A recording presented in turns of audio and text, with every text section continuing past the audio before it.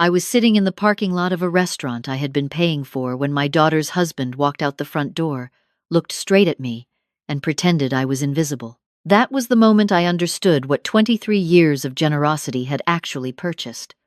Nothing. The evening air in Savannah carried the weight of magnolia and salt, the kind of warmth that clings to your skin long after the sun drops behind the live oaks. I had driven 40 minutes from my little house in Rincon, with a casserole dish balanced on the passenger seat. Green bean casserole. The same recipe I had made for every holiday, every birthday, every family gathering since my daughter was old enough to lick the spoon. I thought it would be a nice surprise. My daughter Rachel had mentioned a small dinner, something casual, and I figured I would bring comfort food and love in equal measure.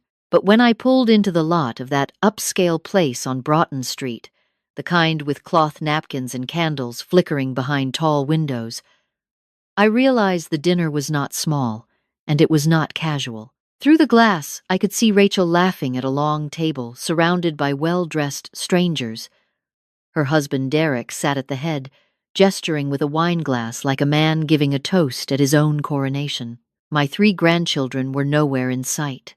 I stepped out of the car anyway. Maybe I had the wrong night. Maybe there was room for one more.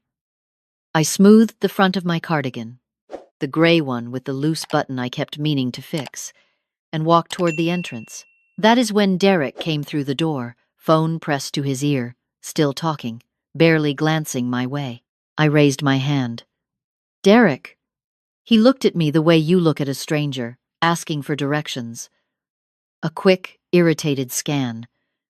Then he turned his shoulder and kept walking. I stood there holding my casserole like a fool. The hostess inside smiled politely when I approached the glass. Can I help you? I could see my daughter 20 feet away. She did not see me. Or maybe she did. I went back to my car. The casserole was still warm. My hands were not. The drive home felt like sinking. Not fast, not dramatic, just slow and steady, the way water fills a basement and you do not notice until it is at your knees. I kept the radio off. I did not want noise. I wanted to hear the thing inside me that was finally cracking open. The thing I had sealed shut for years with excuses and rationalizations and the stubborn belief that love could be earned through money. My name is Margaret Ann Hollins. I am 68 years old. I spent 31 years as a registered nurse at Memorial Hospital in Savannah, working doubles and holidays and weekends so my daughter could have the life I never did. My husband Earl passed 7 years ago from a stroke that took him in the middle of fixing the kitchen faucet. He died with a wrench in his hand and oil under his nails, and I have never once met a more honest man. After Earl died, Rachel became my whole world. She was all I had left, and somewhere in the grief, somewhere in the loneliness that swallowed me in those first terrible months, I started saying yes to things I should have questioned. It began with the house. Rachel and Derek were renting a cramped apartment near Forsyth Park. The baby was coming, my first grandchild. Derek had just started at a commercial real estate firm and was making decent money, but not enough for the neighborhood Rachel wanted. She called me one Tuesday afternoon, her voice thin and tired. "Mama, we found the perfect house. It has a yard for the baby, but we need help with the down payment." I wrote the check that evening. $42,000, Earl's life insurance money. I told myself he would have wanted it that way. Then came the car. Then the private preschool. Then the orthodontist for the second child, the summer camp for the third, the kitchen renovation. The country club membership, Derek insisted, was essential for networking. Each request arrived wrapped in reasonable language. Each one nibbled a little more from the savings I had spent a lifetime building. But that night, sitting alone at my kitchen table in Rincon, with the casserole growing cold beside me, I did something I had never done before. I opened my laptop and printed every bank statement from the last 4 years. Then I pulled the old accordion file from the hall closet, the one labeled Family in Earl's blocky handwriting, and I laid everything out across the table. It took me 3 hours. When I finished, I had 87 separate recurring payments going to accounts connected to Rachel and Derek. 87. The mortgage supplement, both car leases, the children's private school tuition, the lawn service, the pool maintenance, the cleaning lady who came twice a week, grocery delivery, Derek's golf club dues, Rachel's monthly facial appointments, insurance on vehicles I had never ridden in, a storage unit I did not know existed, credit card minimum payments on cards that were not mine. I added up the monthly total, and my vision blurred. $4,800 a month, more than double my pension and Social Security combined. I had been draining my retirement savings at a rate that would leave me with nothing in less than 3 years. I sat back in my chair and stared at the ceiling. The house was silent except for the hum of the old refrigerator Earl had always meant to replace. I thought about his face, his steady hands, the way he could fix anything. He would have caught this years ago. He would have said, "Maggie, love is not a credit line." I did not sleep that night. But by morning, I had a plan. Blue Cypress Credit Union opens at 8:30. I was there at 8:15, standing on the sidewalk with my folder, watching the staff unlock the doors through the glass. The branch manager, a woman named Denise Caldwell, had known me for over a decade. She was the one who helped me set up Earl's memorial fund. She was the one who processed the life insurance deposit. She knew my story the way small-town bankers do, not from paperwork, but from years of quiet conversation across a desk. "Denise," I said once we were seated in her office, "I need to cancel every automatic transfer linked to my daughter's household. Every single one." She looked at the folder. Then she looked at me. Her glasses slipped down her nose the way they always did when she was thinking carefully. "Maggie, that is a significant number of payments. Are you sure?" "I have never been more sure of anything." She began processing the cancellations, her fingers moving steadily across the keyboard. Halfway through, she paused. "Maggie, there is something you need to see. A beneficiary change request was submitted on your investment account 2 weeks ago. The signature did not match yours, so we flagged it and put a hold." My stomach dropped. "Who submitted it?" Denise turned the screen toward me. The name on the form was Derek Whitmore. My son-in-law. I felt the room tilt slightly, the way the world shifts when something you suspected but refused to believe is suddenly confirmed in black and white. Derek had not just been spending my money, he had been positioning himself to control it. "Freeze everything," I said. "Change every password, every security question, every access point. Remove Rachel and Derek from every account. Add fraud alerts. I want a paper trail for anything that has been touched." Denise nodded and reached for her phone. "I will loop in our fraud department today." When I walked out of that credit union, the morning sun hit my face and I felt something I had not felt in years. My own spine, straight and solid, and holding me up without anyone else's help. The unraveling started faster than I expected. I was back home by noon, sitting on the porch with a glass of sweet tea and a mystery novel I had been meaning to start for months. My phone buzzed at 12:47. Rachel. "Mama, the school is saying tuition payment was declined. Can you check your card?" I set the phone down without answering. I picked up my book. By 2 o'clock, the messages were stacking up like bricks. "Mama." The electric company sent a past due notice. "What is going on?" "Derek says the car payment bounced. Did you switch banks?" "Mama, call me back.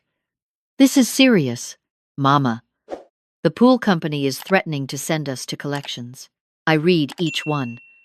I did not respond to any of them. Instead, I went inside and watered the African violets on the windowsill.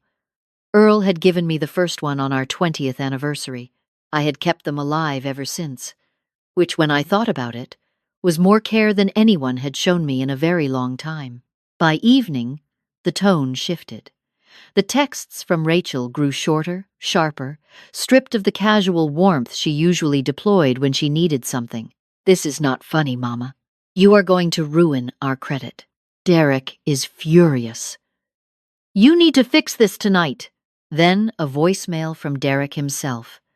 His voice was tight, controlled, the voice of a man accustomed to managing situations.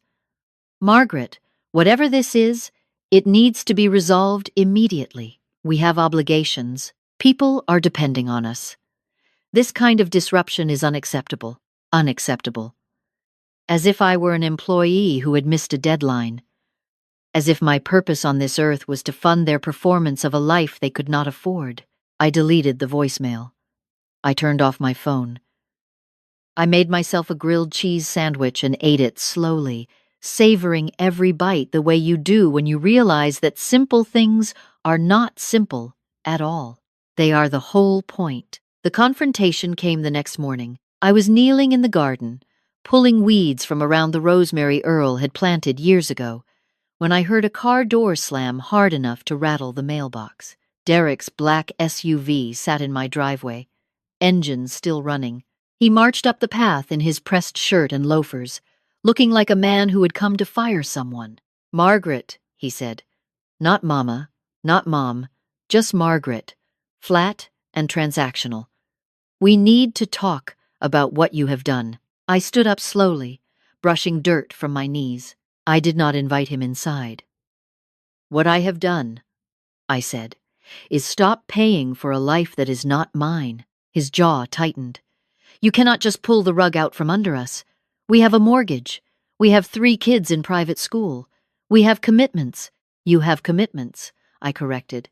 I have a pension and a savings account that is almost empty because I have been funding your commitments for years. 87 payments, Derek. Every month. Do you even know what that number means? He blinked. I could see the calculation happening behind his eyes, not the math, the strategy. He was figuring out his angle. Rachel is devastated, he said, softening his voice the way salesmen do when the hard approach fails.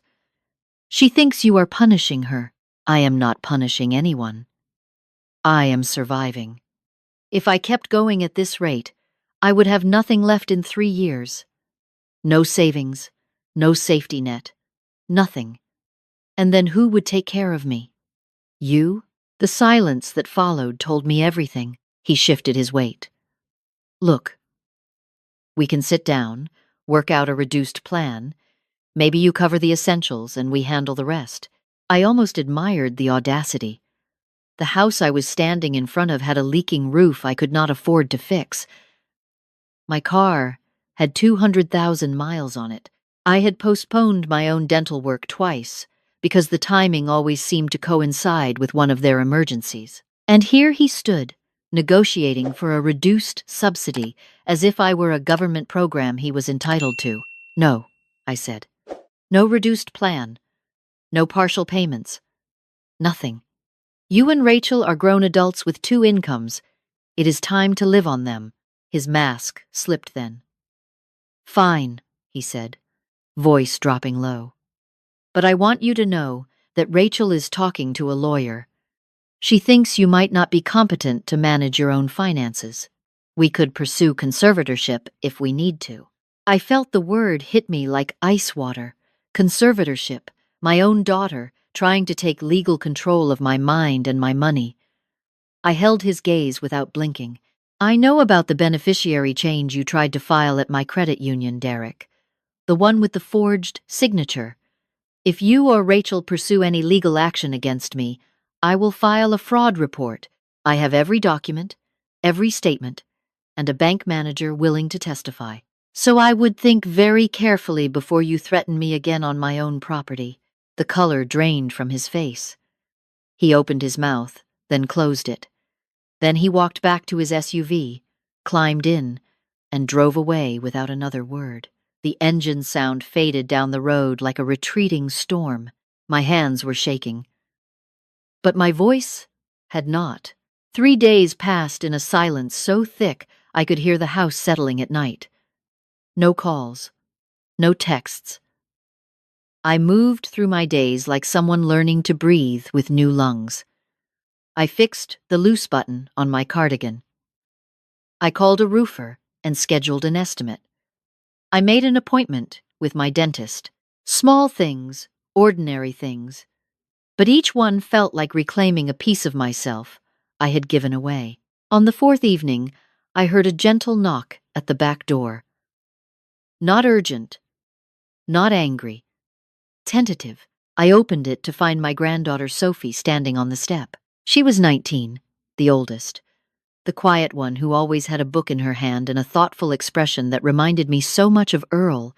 It sometimes hurt to look at her. She was holding a paper bag from the bakery on Main Street. "I brought you lemon scones, Grandma," she said, "the kind you like. Come in, sweetheart." She sat at my kitchen table and wrapped both hands around the mug of chamomile I placed in front of her. Her eyes were red, and she looked like she had not slept in days. "It is really bad at home," she said quietly. "Dad is screaming at Mom. Mom is crying all the time. They had to pull Ethan and Clara out of Savannah Prep because they cannot make the tuition. Dad's golf buddies are calling and he will not answer. The cleaning lady quit because they owe her 3 weeks." She paused, pressing her lips together hard, the way people do when they are trying not to break. "They keep saying, 'You did this to hurt them,' that you are being selfish." I let her talk. I did not defend myself.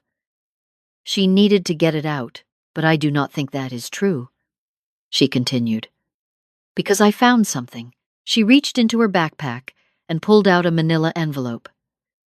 Inside were photocopies of documents, loan applications, refinancing paperwork, all bearing my name and address in Derek's handwriting. One was a preliminary application to take out a home equity line of credit on my house. My house. The house Earl and I bought 34 years ago. "I found these in Dad's office," Sophie said. "He left his desk unlocked. I think he was planning to use your house as collateral for a new investment property." Without telling you, the air left my lungs. I stared at the papers. My address, my social security number, my signature line left blank, waiting to be filled in by someone who had already proven he would forge it. This was not carelessness. This was not entitlement. This was theft in slow motion, a calculated plan to strip me of the one thing I had left. Sophie took my hand across the table.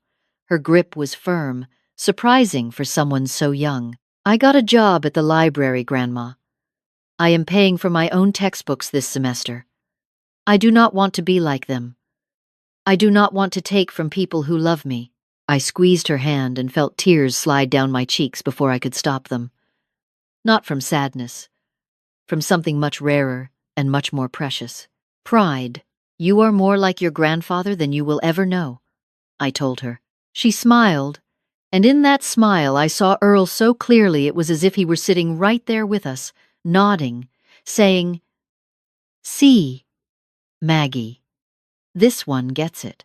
Word moves through small Georgia towns the way water moves through roots, slow and deep and impossible to stop. Within 2 weeks, the visible signs of collapse were everywhere. My neighbor Helen mentioned over the fence that she saw a flatbed tow truck haul away Derek's Lexus on a Wednesday morning. My friend Carolyn from church told me Rachel had been dropped from the Junior League Planning Committee after missing 3 consecutive meetings and failing to pay her annual dues.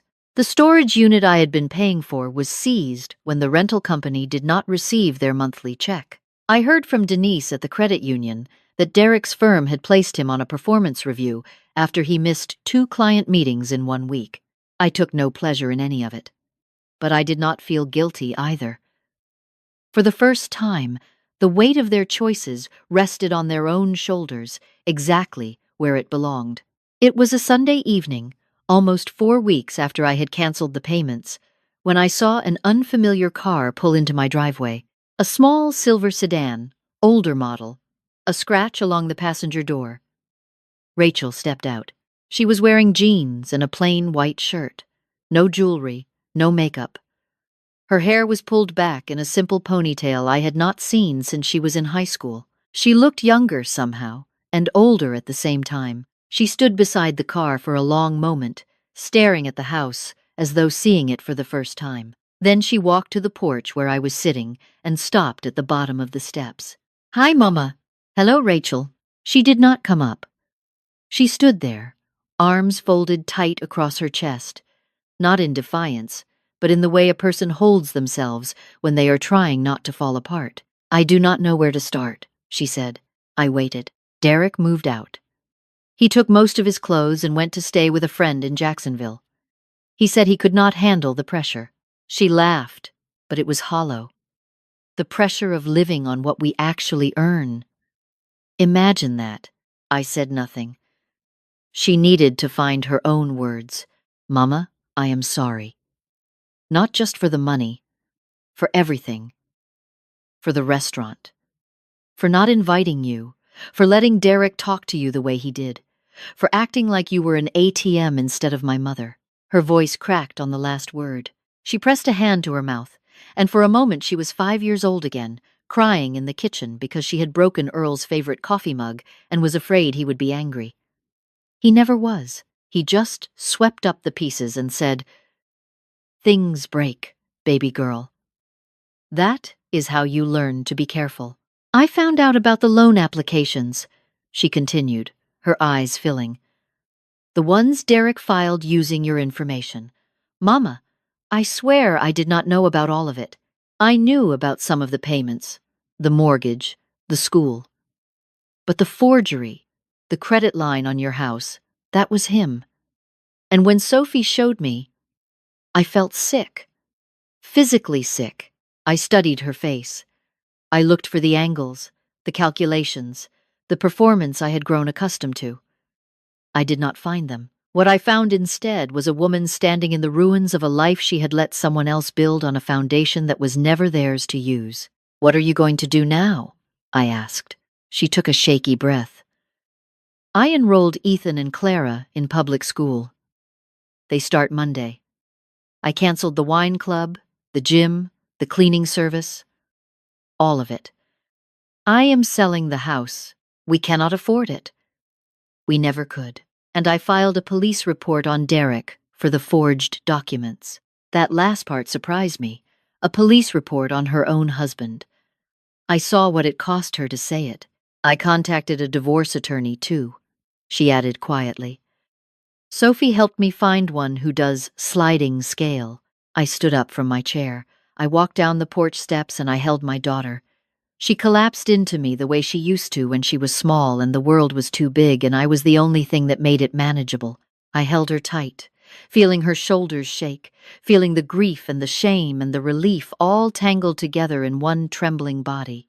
"I love you, Rachel," I said, "but I will not carry you anymore. I will stand beside you. That is what love is supposed to look like." She nodded into my shoulder. "I know, Mama. I know." I invited her inside. We sat at the kitchen table and I made us both grilled cheese sandwiches, the same thing I used to make her after school. We ate in a silence that was not empty but full, the kind of quiet that comes after a long storm, when the air smells clean and the ground is soft and everything feels possible again. Before she left, she paused at the door and looked back at me. "Mama." "I would love that," I said. "I will make Earl's chili." She smiled. It was small and tired. But it was real. In the weeks that followed, I did things I had not done in years. I bought myself a new winter coat. Deep burgundy. Soft wool. The most expensive thing I had purchased for myself in over a decade. I had the roof fixed. I replaced the old refrigerator with one that did not hum like a dying engine. I planted a row of gardenias along the front fence because Earl always said our house needed more white flowers. Sophie came by every Thursday after her library shift. She would curl up on the couch with her book while I knitted beside her, neither of us needing to speak, both of us content in the simple fact of each other's company. She told me she had opened a savings account, $20 a week. "It is not much," she said. "But it is mine." I told her. It was everything. Rachel kept her word. She sold the house. She moved into a smaller place on the south side of Savannah, a 2-bedroom rental with a yard just big enough for the children to play in. Ethan and Clara adjusted to public school faster than anyone expected. Rachel got a part-time job at a pediatric clinic, using the medical billing certificate she had earned years ago and never used because Derek said it was beneath them. She came for dinner every Saturday. She brought the children. She helped wash dishes. She asked me about my week and listened when I answered. And she never once asked me for money. One evening, as the kids chased fireflies in the yard and the last of the daylight painted the sky in shades of peach and gold, Rachel sat beside me on the porch and said something that stopped my heart. "Mama, I used to think love meant someone taking care of you.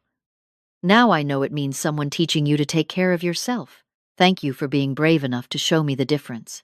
I reached over and squeezed her hand. "Earl would be proud of you," I said. She squeezed back. "He would be proud of you, too, Mama." That night, after everyone had gone and the house was quiet, I stood in the kitchen doorway and looked at the old oak table where I had once spread 87 documents across the surface like a map of my own disappearance. The table was clean now. A vase of fresh gardenias sat in the center, white petals glowing softly in the lamplight. I made myself a cup of cocoa and carried it to the porch. The Georgia night wrapped around me, warm and heavy and alive with the sound of crickets singing in the grass. I sat in my rocking chair, the one Earl built with his own hands the year we moved in, and I rocked slowly, letting the rhythm settle into my bones. For 23 years, I had poured myself into other people's lives until there was almost nothing left of my own. I had confused sacrifice with love, generosity with duty, silence with strength. I had allowed myself to become invisible in my own story. But not anymore. The lesson I learned is simple, though it took me nearly 7 decades to understand it. You cannot love someone into respecting you. You cannot pay your way into someone's heart.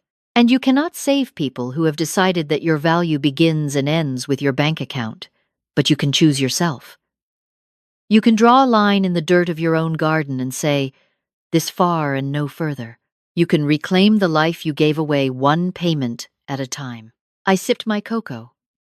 It was sweet and warm and exactly right. Freedom, I have discovered, does not arrive with fireworks or fanfare.